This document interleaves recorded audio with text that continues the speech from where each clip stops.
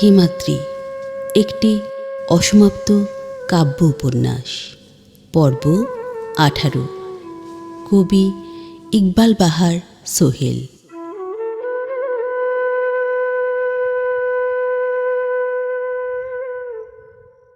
না হলো ঘর, না বাজিল বাজিকরের সুর। হিমাদ্রি আজ বিদ্রোহ করবে, সত্যিকারের বীরাঙ্গনা হবে।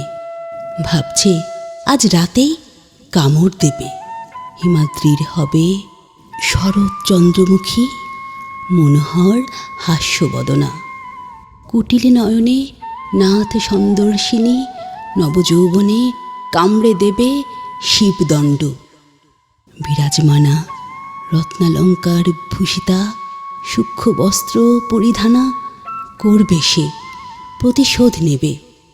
ঠাকুর তাকে রোমাঞ্চিত ও কামবান নিপীড়িত করবে যখন নির্জন রাতে মহারণ্যে রত্নমণ্ডলের উপরে পুষ্পসজ্জায় ধর্ষণ করবে যখন, তখনই হিমাদ্রির রূপবানে রত্নবেদীর ওপর উপবিষ্ট শৃঙ্গারাসক্ত ঠাকুর প্রাণনাথ শ্রীহরিকে বক্ষে ধারণ করে ঠাকুরের শৃঙ্গার কৌতুক বসে মূর্ছিত করবে সে, কামড়ে দেবে।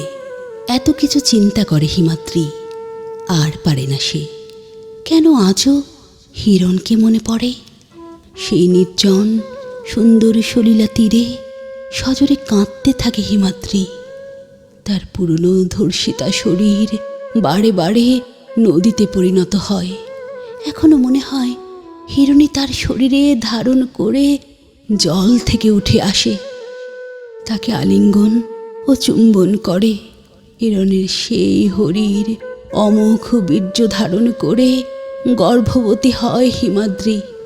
কত দিন হয়ে গেল, কোথায় হিরণ? আজও তো সে ফিরল না ক্ষয়ে পড়া কুটিরে। আজও তো সে ফিরল না ক্ষয়ে পড়া কুটিরে।